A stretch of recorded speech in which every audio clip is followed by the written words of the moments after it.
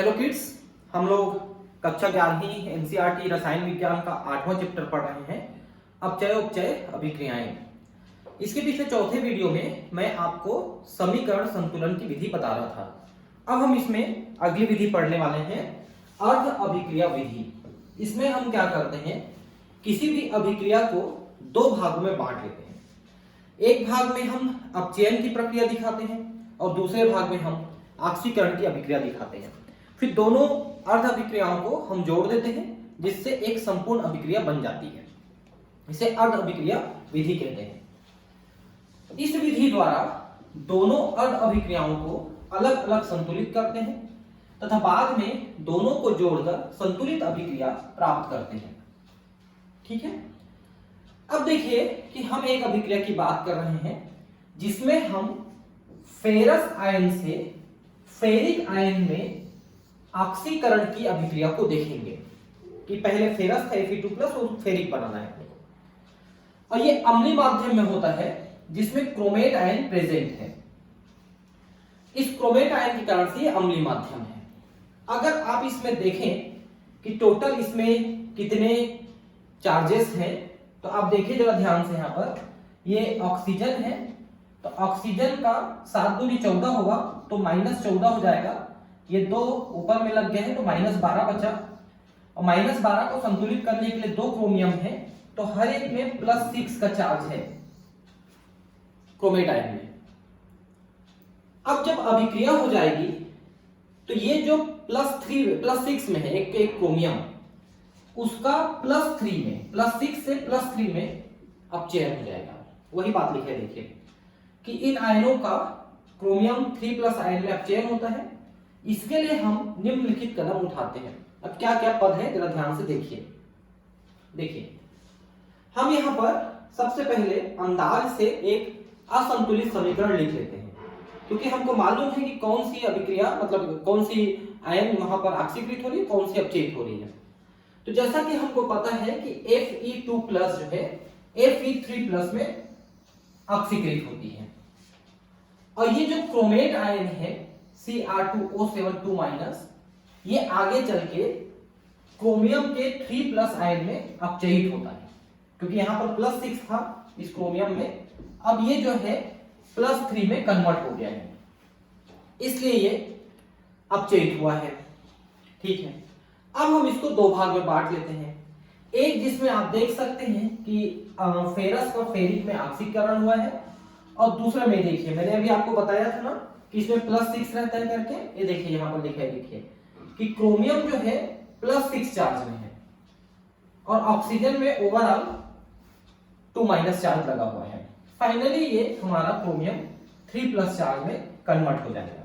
हम ये दो अलग अलग अर्ध अभिक्रियाएं लिखते हैं।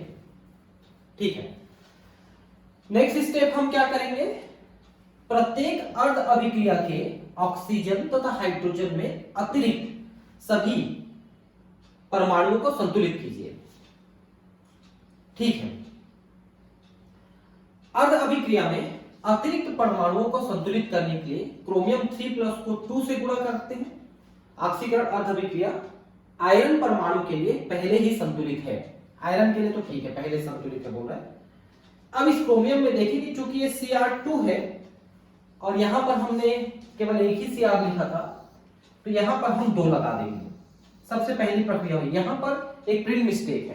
क्या प्रिंट मिस्टेक है पता है, क्या लिखा है, देखिए प्रत्येक अर्ध अभिक्रिया के ऑक्सीजन तथा हाइड्रोजन के अतिरिक्त होना चाहिए, के अतिरिक्त बाकी जो परमाणु है उनको संतुलित करना है।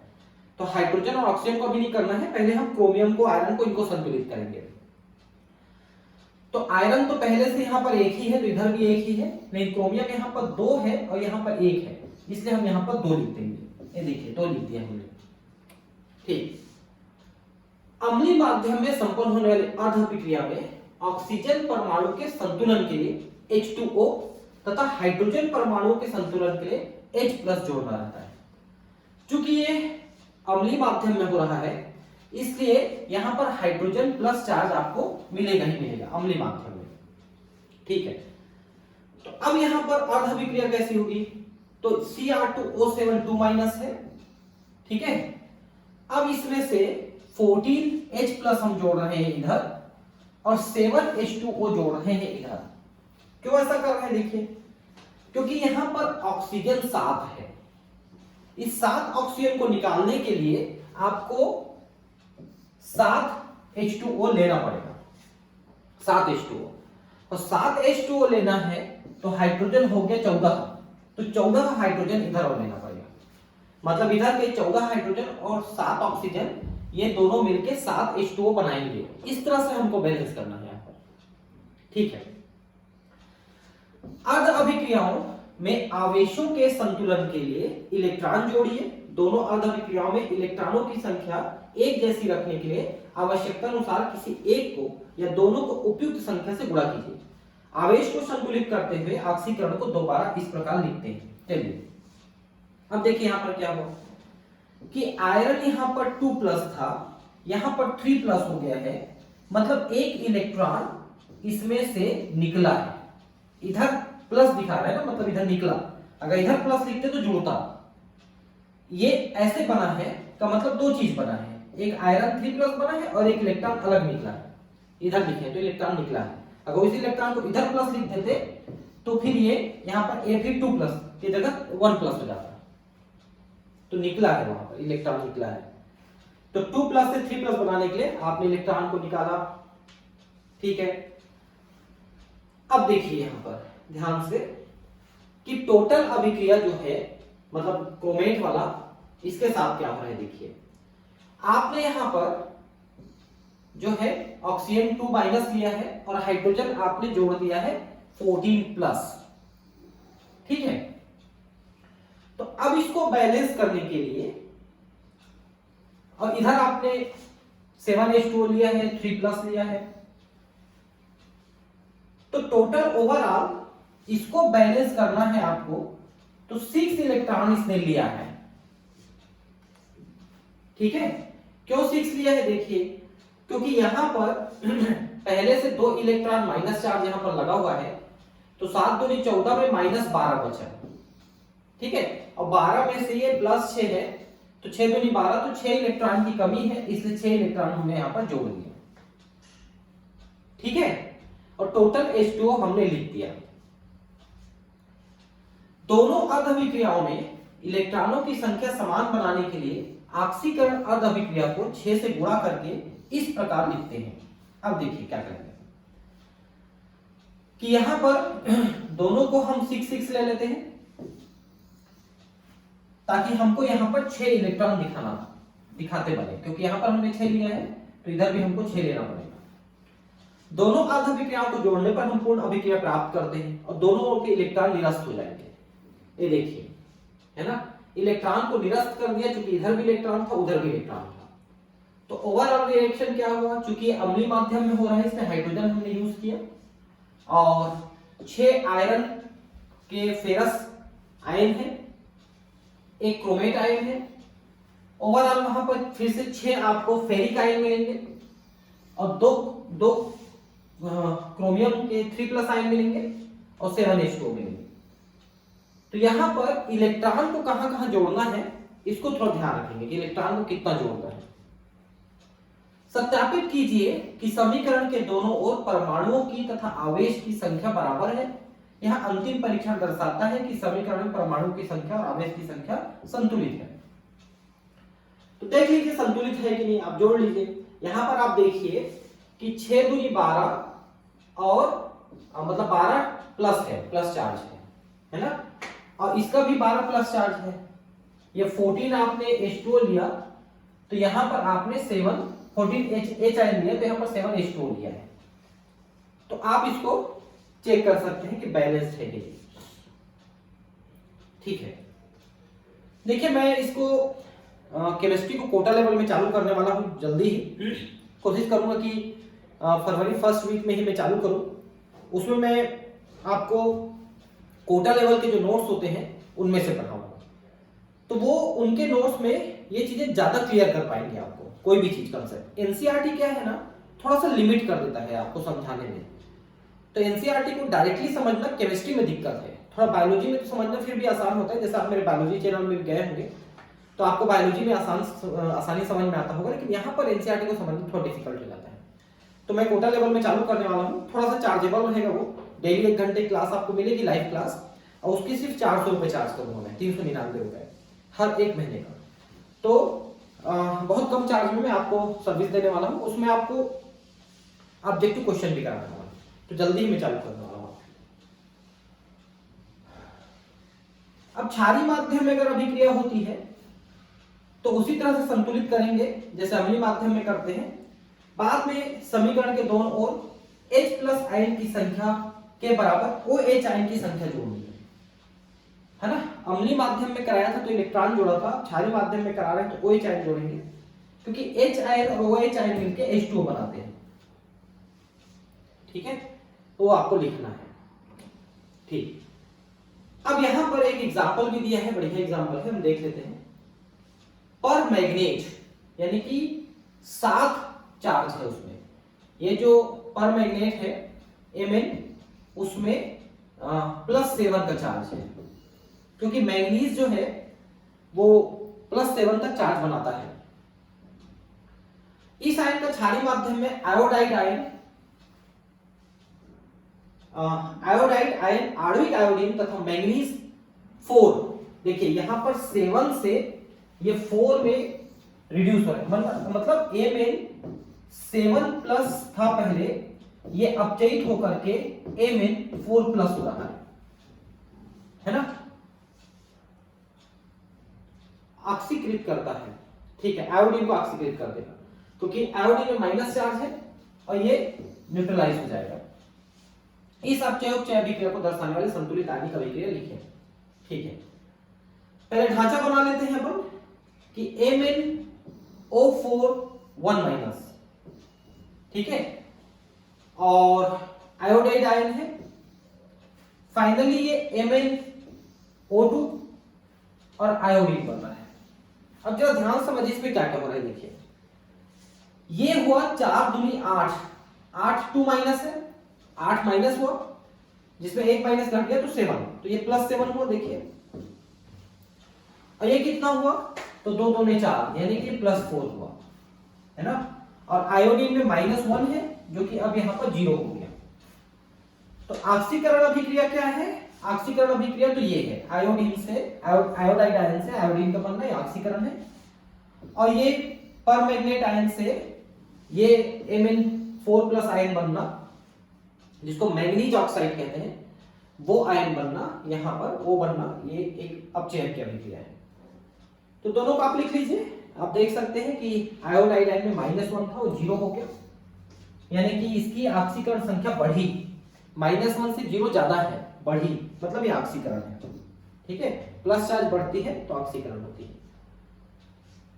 और अपचयन अभिक्रिया में क्या हुआ है देख सकते हैं, MnO4- से MnO2 बना है। ठीक है, अब देखिए कि इस अभिक्रिया में आप देखिए कि इधर आपने 1 आयोडाइड लिया है, इधर आपने 2 आयोडीन लिया है ना, तो उसके आगे आपको 2 लिखना पड़ेगा। ये देखिए, ये 2 लिख दिया आपने, तो आयोडीन का समीकरण संतुलित हो गया। और इस वाले को संतुलित करना है आपको, तो उसमें ऑक्सीजन कम है, आप देख सकते हैं ऑक्सीजन उधर कम है। तो उधर ऑक्सीजन जोड़ने के लिए, लेने के लिए, देखिए इधर से जब MnO4 था, MnO2 हुआ, तो कितने जल के अणु जोड़ेंगे आप, 2, क्योंकि ये देखिए 2 ऑक्सीजन हो गया। अब चूंकि यहां पर जल के 2 अणु जोड़े, यानी 4 हाइड्रोजन इधर जोड़े, तो आपको 4 हाइड्रोजन इधर भी जोड़ना पड़ेगा। ये देखिए 4 हाइड्रोजन इधर भी जोड़ना पड़ेगा इस H2O को बैलेंस करने के लिए, है ना। ऑक्सीजन तो बैलेंस हो गया, लेकिन अब उधर हाइड्रोजन ज्यादा हो गया, तो इधर हाइड्रोजन जोड़ दिया आपने। ठीक है, अब चूंकि क्षारीय माध्यम में अभिक्रिया लिखा है, इसलिए जितना हम H आयन लिए हैं उतना अपोजिट साइड में हम दोनों ओर हमको OH आयन जोड़ना पड़ेगा। तो देखिए इधर भी 4 OH आयन जोड़ दिया और इधर भी 4 OH आयन जोड़ दिया हमने, दोनों तरफ 4 OH आयन जोड़ दिया। ठीक है, अब देखिए कि इधर आप देखिए ये H आयन है और ये OH आयन है, इनसे मिलके 4H2O बनेगा नहीं बनेगा? बनेगा। तो वो 4H2O बनेगा, मतलब सॉरी 2H2O बनेगा, 2H2O, ठीक है, ये 2 है, 2H2O बनेगा। तो उन दोनों को हम एक साथ लिख देते हैं, देखिए MnO4 और H आयन OH आयन मिलके इधर H2O बना लिए, तो 2H2O है। अब इधर तो जो है वो ही है ना? एक मिनट, कुछ गड़बड़ हुआ क्या? 4H आयन और 4OH आयन, तो 4H2O बन रहा है ना भाई, ठीक है, पहली चीज लिखे थे, 4H2O बन गया, ठीक है। और अब 4H2O में से ये 2H2O अपोजिट साइड में है, उससे हमने कम कर दिया, तो बचा 2H2O। अब ठीक है, अब ये 4H आयन है, एकदम सही हो गया, समझ पाए ना इसको? इन दोनों से मिलके 4H2O बना और अपोजिट साइड में ये 2H2O है, तो इसके 4 में से 2 घटा दिए तो इधर 2 ही बचा, तो इधर का कट गया, इधर का 2 कट गया, तो 2H2O बचा, एकदम करेक्ट हो गया यहां पर। अब आवेश का संतुलन करना है अपने को, आवेश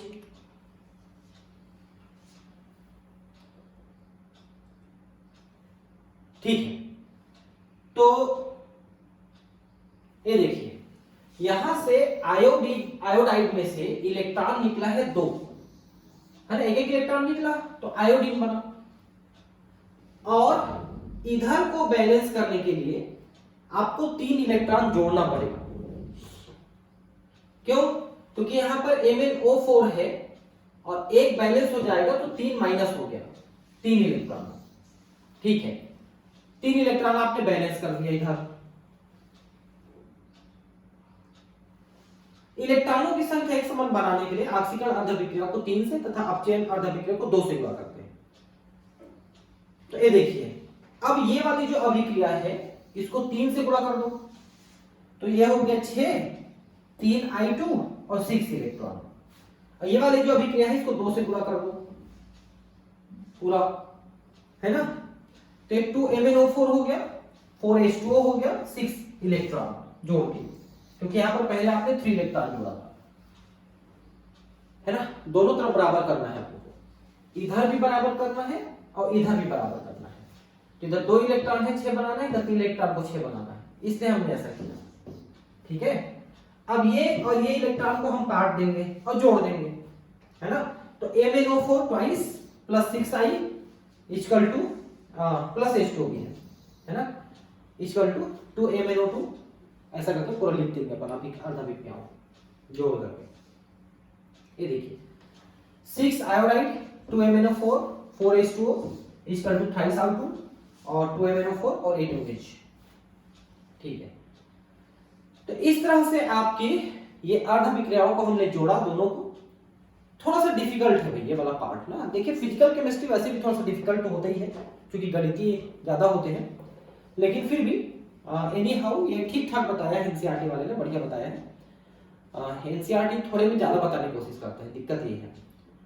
तो आप लोग जब मैं कोटा लेवल में चालू करूंगा तो वहां पर थोड़ा सा ज्यादा डिस्क्राइब करेंगे अपन, तो आपको ज्यादा क्लियर हो जाएगा, वो एकदम क्लियर कट बताएगा कहां पर कौन सा इलेक्ट्रॉन निकला है गया है। अब यहाँ पर ज्यादा कुछ नहीं लिखा है, तो जितना है वैसे में बताया हूं आपको, ठीक है।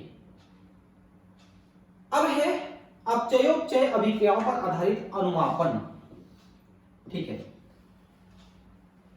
देखिए क्या होता है अनुमापन, क्या होता है इसको समझिए।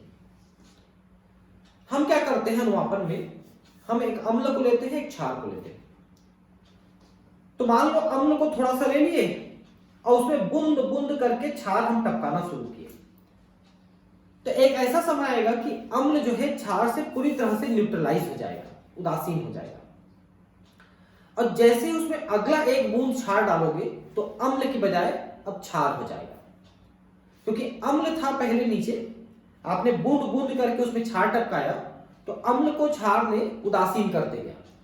अब अम्ल जो है उदासीन होते होते उदासीन हुआ, फिर वो क्षार में बदल गया क्योंकि अगला एक बूंद क्षार हो गया। तो उसके लिए हम क्या करते हैं, वहां पर एक इंडिकेटर डालते हैं।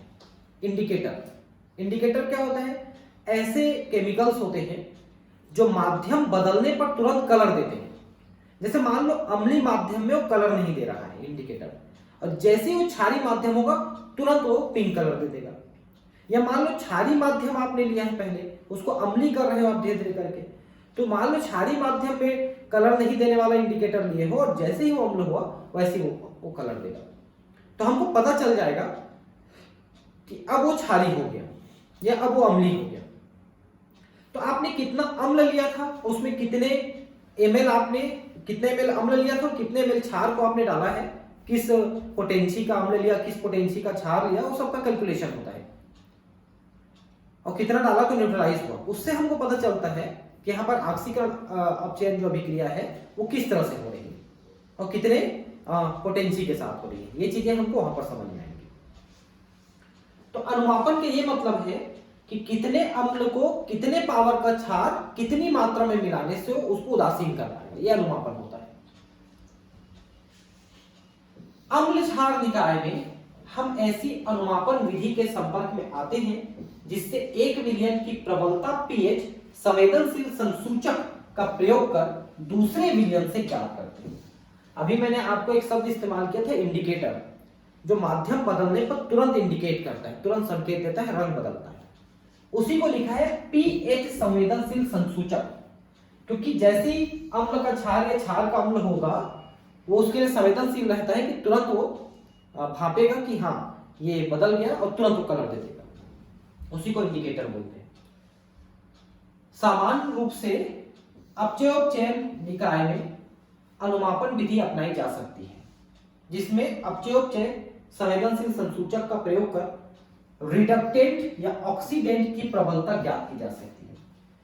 अगर आप स्कूल में कभी देखे होंगे, जैसे पीपेट से खींच के डालते हैं फिर ब्यूरेट से धीरे धीरे टपकाते हैं, वो वाला अगर आपने एक्सपेरिमेंट किया होगा तो वही है अनुमापन, जिसको आप हिंदी में इंग्लिश में टाइट्रेशन कहते हो। टाइट्रेशन, या आप टाइट्रेशन कर रहे हैं ऐसा कह देते हो, तो वही उसी की बात कर रहे हैं। तो उसमें आप क्या करते हो, उसमें आप अम्ल और क्षार की अभिक्रिया कराते हो जिससे वो उदासीन होते चले जाता है। उदासीन होते ही वो फिर उसका तुरंत पीएच बदलेगा, अगला बूंद डालते ही पीएच बदल जाएगा। उसका आपने प्रयोग किया, ठीक है। अपचयोपचय अनुमापन में संसूचक का प्रयोग निम्नलिखित उदाहरण द्वारा निरूपित किया गया है। देखिए, यदि कोई अभिकारक जो स्वयं किसी गहरे रंग का हो, जैसे परमैंगनेट आयन, स्वयं सूचक की भांति कार्य करता है। जब अपचायक आयरन या क्रोमेट का अंतिम भाग ऑक्सीकृत हो चुका है तो दृश्य अंत बिंदु प्राप्त होता है। MnO4 आयन की सांद्रता 10⁻⁻6 मोल पर डेसीमीटर -3 है, मतलब पर लीटर है, से कम होने पर भी गुलाबी रंग की प्रथम स्थायी झलक दिखाई देती है। इससे तुल्य बिंदु पर रंग न्यूनता से अतिलंघित हो जाता है, जहां अपचायक तथा ऑक्सीकारक अपनी मोल रस समीकरण नीति के अनुसार समान मात्रा में होते हैं। देखिए, आप क्या करते हो, मान लो अम्ल के रूप में आप क्रोमेट को लिया, क्रोमेट का सॉल्यूशन बना के आप अम्ल की भांति यूज कर रहे हो, और क्षार की भांति आप यूज कर रहे हो पोटेशियम परमैंगनेट को। एक पोटास करके आता है केमिकल, आप जानते होंगे, पोटास लाल रंग का होता है, खोल दोगे पानी में तो लाल रंग दिखता है, वो क्षारीय होता है और ये अम्लीय होता है। तो होता ये है कि जैसे अम्लीय आपने क्रोमेट लिया है, अम्ल लिया है क्रोमेट के रूप में, उसको बीकर में ले लिया, वो सफेद रंग का होता है, मतलब जल के रंग का होता है, पानी के रंग का। अब उसको नीचे रख के बूंद बूंद उसमें आप पोटेशियम परमैंगनेट टपकाते हो, तो पोटेशियम परमैंगनेट जो अपने आप में लाल रंग का होता है, जैसे ही आप उसमें टपकाते हो वो उसके साथ मिलकर के डिस्कलर हो जाता है। क्यों? क्योंकि वो दोनों एक दूसरे को उदासीन करते रहते हैं। एक अम्ल है, क्षार है, उदासीन हो जाएगा। और पोटेशियम परमैंगनेट उदासीन होने पर वो कलर नहीं दिखाता है, वो क्षारीय होने पर ही कलर दिखाएगा। तो आप उसमें बूंद बूंद करके आप टपका रहे हो और वो डिस्कलर होता जा रहा है, जब तक अम्ल है वो उसको उदासीन करता जाएगा और डिस्कलर होता जाएगा। और जैसे ही अम्ल खत्म होंगे, अम्ल के आयन खत्म होंगे, वैसे ही अगला बूंद जैसे ही आप टपकाओगे पोटेशियम परमैंगनेट का, वो फिर डिस्कलर नहीं होगा, वो फिर कलर्ड हो जाएगा, वो कलर्ड ही रहेगा। तो बस उतने में आप समझ लीजिए कि अब ये उदासीन हो चुका था। अब हमने टपका दिया तो वो क्षारीय हो गया, पहले अम्ल था फिर उदासीन हुआ फिर क्षारीय हुआ, क्योंकि आप उसमें क्षार मिलाते गए हो। और जब तक वो उदासीन होकर क्षार नहीं हो गया तब तक वो कलर डिस्कलर हो रहा था, और जैसे ही अगला बूंद आपने मिलाया वो फिर वो लाल रंग का हो गया, रह गया। ठीक है, तो ऐसा है।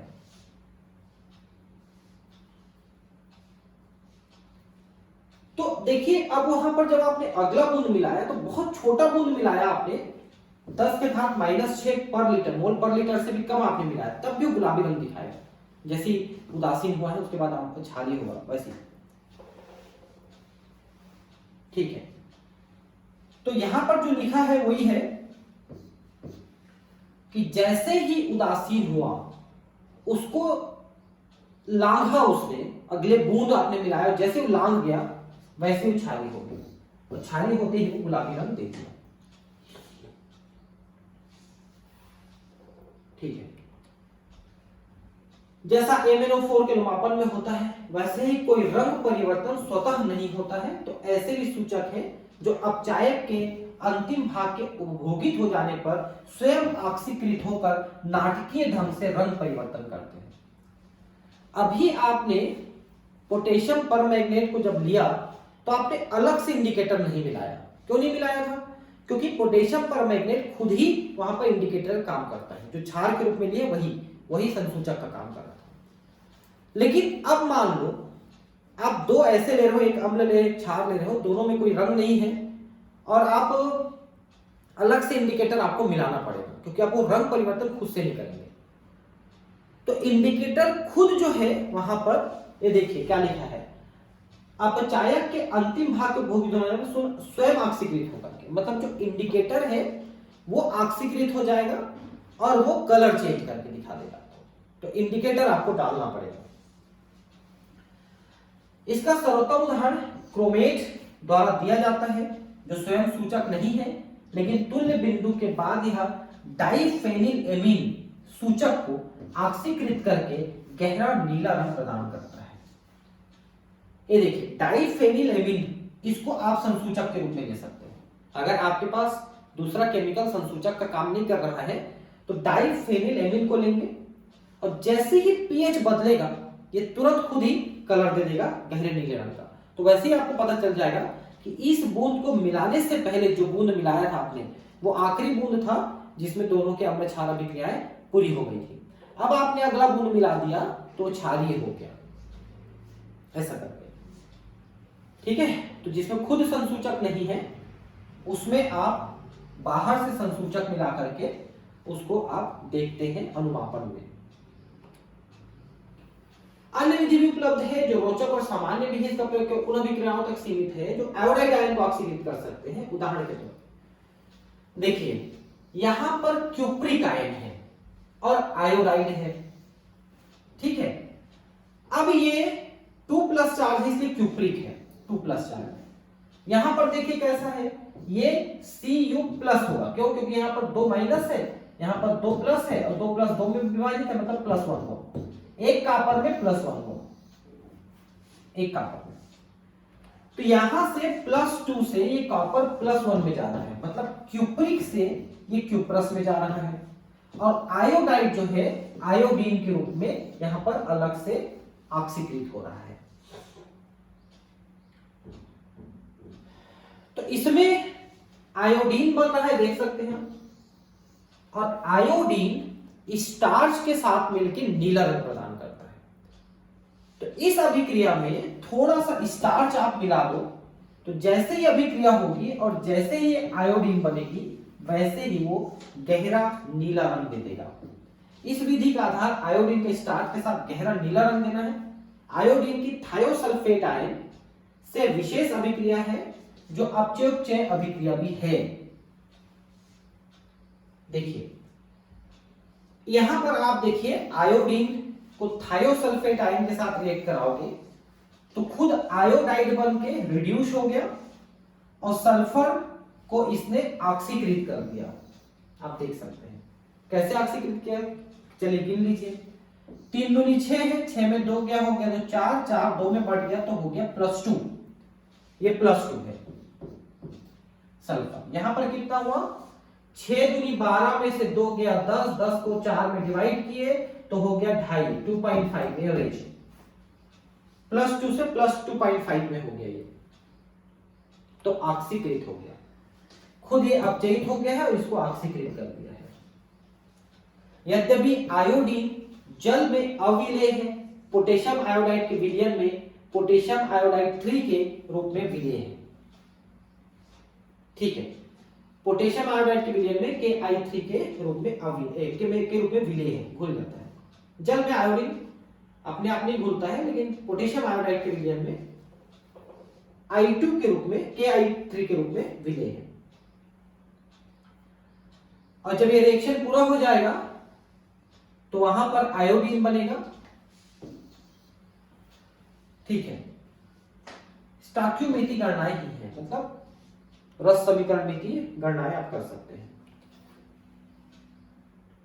ऑक्सीकरण अंक धारण की सीमाएं देखिए, ये जो आपने ऑक्सीकरण अपचयन में जो प्लस चार्ज माइनस चार्ज आप किए हैं उनकी क्या क्या सीमाएं हैं। उपरोक्त विवेचना से आप यह जान गए हैं कि उपचय उपचय विधियों का विकास समय अनुसार होता गया है, विकास के यह क्रम अभी जारी है। वास्तव में कुछ समय पहले तक ऑक्सीकरण पद्धति को अभिक्रिया में संलग्न परमाणु के चारों ओर इलेक्ट्रॉन घनत्व में ह्रास के रूप में तथा अपचयन पद्धति को इलेक्ट्रॉन घनत्व वृद्धि के रूप में देखा जाता है। तो इलेक्ट्रॉन कम हुआ तो ऑक्सीकरण, इलेक्ट्रॉन बढ़ा तो अपचयन, इस रूप में पहले देखा जाता था। ठीक है, अब अपचय उपचयन अभिक्रियाएं तथा इलेक्ट्रोड प्रक्रम देखिए।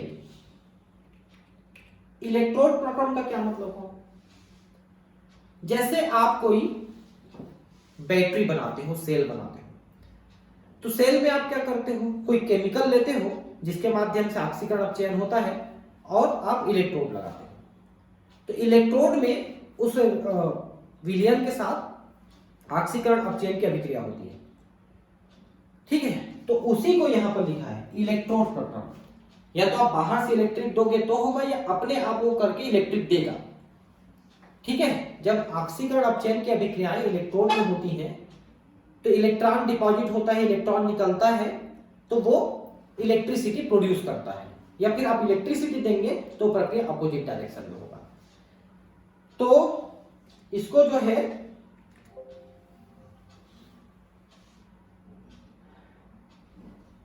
चलिए पढ़ते हैं, इसको भी खत्म करते हैं, इसको पढ़ के ये चैप्टर ही खत्म करते हैं। यदि जिंक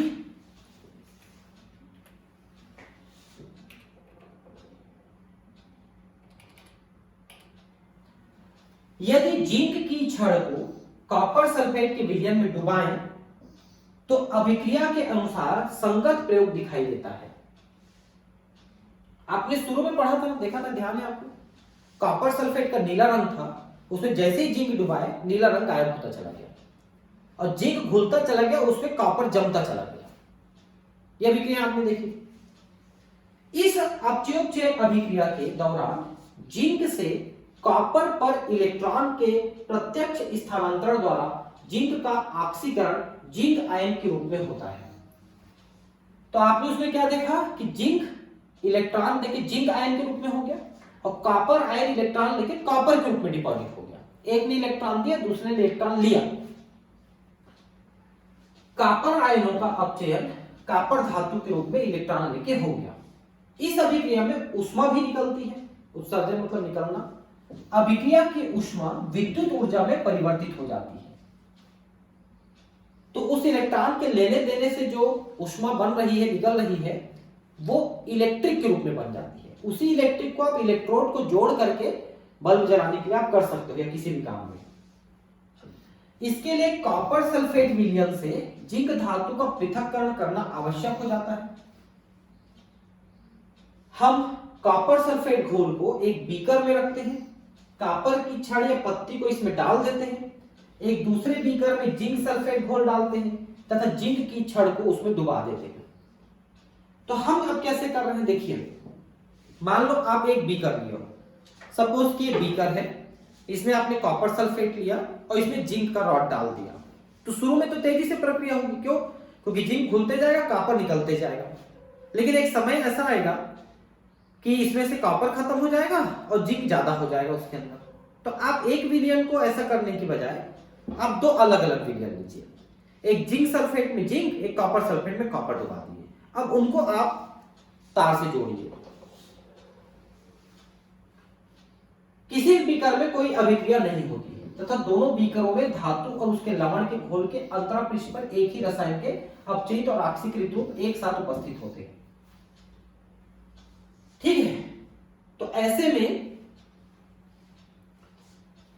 कोई रिएक्शन नहीं हो रहा है, क्योंकि कॉपर घुलेगा कॉपर आयन के रूप में, कॉपर आयन डिपॉजिट होगा कॉपर के रूप में।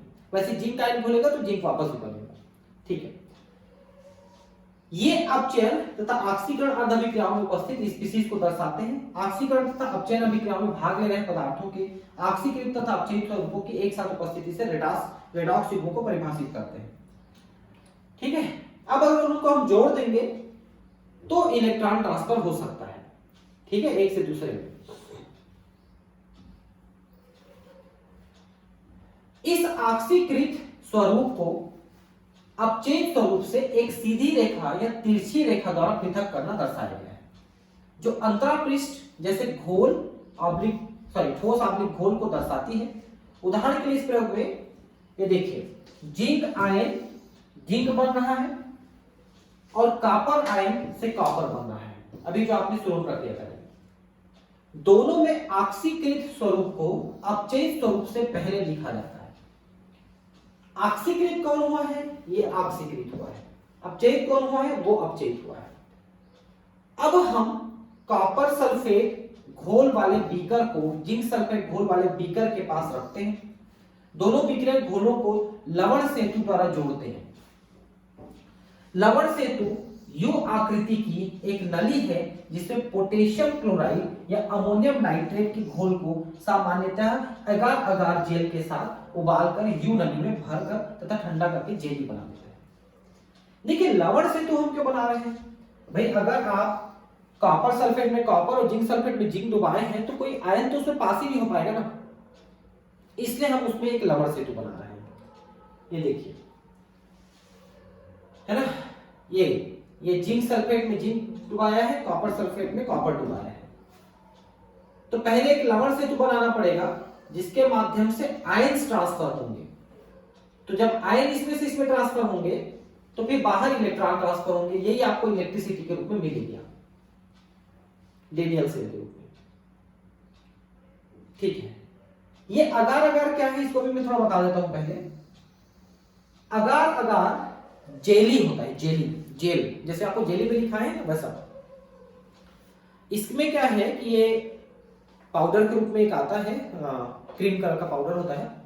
आपको जेल बनाना है तो 100 ml पानी ले लीजिए और उसमें 1 ग्राम या 1.5 ग्राम अधिकतम आप अगार अगार का पाउडर डाल दीजिए। फिर उसको आप गर्म कर दीजिए। गर्म करके ठंडा करेंगे तो जेल में बदल जाएगा, वही अगार अगार जेल है। तो इसमें हम क्या करते हैं, या तो पोटेशियम क्लोराइड लेते हैं KCl, या अमोनियम नाइट्रेट लेते हैं NH4NO3 अमोनियम नाइट्रेट, ये लेते हैं। इन दोनों में से किसी एक को इसमें भरते हैं, अमोनियम क्लोराइड या पोटेशियम क्लोराइड या अमोनियम नाइट्रेट, और यू आकार की नली में भर के उसको लगा देते हैं। अब दोनों को यूट्यूब से जोड़ते हैं और इलेक्ट्रिक वायर से जोड़ते हैं। जिंक तथा कॉपर की छड़ों को एमिटर तथा स्विच के प्रावधान द्वारा धातु के तार से जोड़ा जाता है। पृष्ठ में दिखा, अभी आपने देखा है, इसको डेनियल सेल कहते हैं। देखिए, डेनियल सेल आ गया। स्विच ऑफ रहता है तो किसी बीकर में कोई अभिक्रिया नहीं होती और धातु के तार से विद्युत धारा प्रवाहित नहीं होती। स्विच को ऑन करते हैं तो क्या होता है, देखिए, जिंक से इलेक्ट्रॉन जो है कॉपर आयन की तरफ जाता है। ये देखिए, ये कॉपर आयन है, ये जिंक जो है इलेक्ट्रॉन देता है, तो ये इलेक्ट्रॉन इधर जाके कॉपर में जाता है, तो कॉपर आयन जो है कॉपर में कन्वर्ट होकर यहां जमने लगता है। ठीक है, और ये जिंक जो है इसमें घुलने लगता है, ऐसा होता है।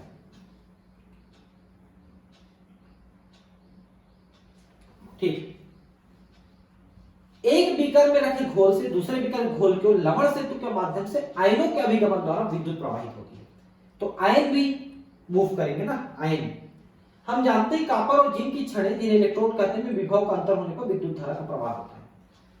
तो आयन यहां से यहां जा रहे हैं, यहां से यहां इलेक्ट्रॉन जा रहे हैं। तो इस तरह से चेंज होते जाते हैं, एक्सचेंज होते जाते हैं लवण दोनों, मतलब लवण सेतु के माध्यम से आयन एक्सचेंज होते हैं और तार के माध्यम से इलेक्ट्रॉन एक्सचेंज होते हैं। ठीक है, तो अब कहां से क्या जाएंगे, ये आप ऑक्सीकरण अपचयन की जो ये लिस्ट है उसको आप देख सकते हैं। इन सभी में जो एक चीज लिखा है वो ये है कि अपचयन होने की जो पोटेंशियल वो कितनी है, मतलब इलेक्ट्रॉन लेने की पोटेंशियल। तो जिसके इलेक्ट्रॉन लेने की पोटेंशियल ज्यादा है वो इलेक्ट्रॉन लेना पसंद करेगा, दो को जोड़ोगे तो, और जिसके इलेक्ट्रॉन लेने की क्षमता बहुत कम है वो इलेक्ट्रॉन देना पसंद करेगा। इन दोनों में आप देखिए कि अगर हम आयरन का घोल और लिथियम का घोल बना करके हम अलग करें तो आयरन के इलेक्ट्रॉन लेने की क्षमता सबसे ज्यादा है और लिथियम की इलेक्ट्रॉन देने की क्षमता सबसे ज्यादा है। देखिए माइनस में है वो, ये सभी इलेक्ट्रॉन लेने की क्षमता दिखाया है, ये पूरा लिस्ट इलेक्ट्रॉन लेने की क्षमता है।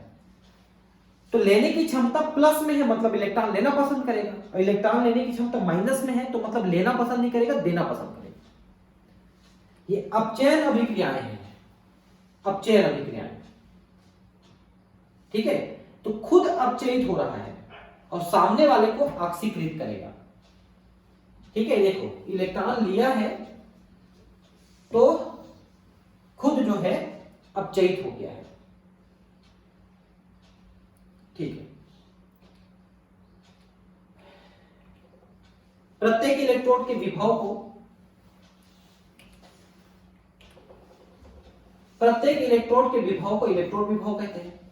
यदि इलेक्ट्रोड अभिक्रिया में भाग लेने वाले सभी स्पीशीज की इकाई सांद्रता हो, यदि इलेक्ट्रोड अभिक्रिया में कोई गैस निकलती है तो उसे एक वायुमंडलीय ताप पर होना चाहिए, अभिक्रिया 298 केल्विन यानी 25 डिग्री सेल्सियस पे होगा, और प्रत्येक इलेक्ट्रोड के विभव को मानक इलेक्ट्रोड विभव कहते हैं। मान्यता के अनुसार हाइड्रोजन का मानक इलेक्ट्रोड विभव 0 होता है। आप देखिए इस लिस्ट में इलेक्ट्रोड विभव ठीक 0 लिखा है हाइड्रोजन का। ठीक है, मतलब ये लेना और देना दोनों पसंद करता है। अब इसको दे देंगे तो ले लेगा, लेंगे तो दे देगा, इसलिए 0 है। अब बाकी इधर वालों की लेने की क्षमता है, इधर वालों की देने की क्षमता है, ऐसा है। प्रत्येक इलेक्ट्रोड अभिक्रिया के लिए इलेक्ट्रॉन विभव का मान सक्रिय स्पीशीज के ऑक्सीकरण अपचयित अवस्था की अपेक्षित प्रवृत्ति का माप है। आप देख सकते हैं कौन ऑक्सीकृत होना पसंद करेगा, कौन अपचयित होना पसंद करेगा। इलेक्ट्रॉन विभव के ऋणात्मक होने, ई डॉट जो लगाते हैं अपन डिग्री टाइप का, उसका मतलब होता है इलेक्ट्रॉन विभव। तो इलेक्ट्रॉन विभव के ऋणात्मक होने का अर्थ है कि रेडॉक्स युग्म H आयन इलेक्ट्रॉन लेके हाइड्रोजन बनाने की तुलना में अधिक शक्तिशाली अपचायक है, मतलब वो देना पसंद करेगा, लेना नहीं पसंद करेगा। वही हम बात कर रहे थे, ऋणात्मक है तो देना पसंद करेगा, मतलब अपचायक है। ये देखिए यहाँ पर अपचायक लिखा भी है, ये देखिए अपचायक के बढ़ते सामर्थ्य, मतलब नीचे जाएंगे तो अपचायक बढ़ता जाएगा, मतलब इलेक्ट्रॉन देना पसंद करेगा, इलेक्ट्रॉन लेना पसंद नहीं करेगा, सामने वाले को अपचयित करेगा। ठीक है, मानक इलेक्ट्रॉन विभव बहुत महत्वपूर्ण है, इससे हमें बहुत सी दूसरी उपयोगी जानकारियां मिलती हैं। कुछ चुनी हुई इलेक्ट्रोड अभिक्रियाओं के मानक इलेक्ट्रॉन विभव के मान तालिका में दिए गए हैं। इलेक्ट्रॉन अभिक्रियाओं तथा सेलों के बारे में और अधिक विस्तार से आप अगली कक्षा में पढ़ेंगे। इलेक्ट्रोकेमिस्ट्री में आप पढ़ेंगे इसको। ठीक है, तो मैं कोटा लेवल में चालू करने वाला हूं, उसमें आपके क्वेश्चन आंसर भी ऑब्जेक्टिव में कराऊंगा मैं। तो अगर आप लोग रिस्पॉन्ड करें कि हाँ आप लोग ज्वाइन करेंगे तो फिर मैं उसमें मेहनत करके स्लाइड वगैरह बना करके चालू करूंगा। ठीक है, फिर मिलते हैं अगली क्लास में। Thank you.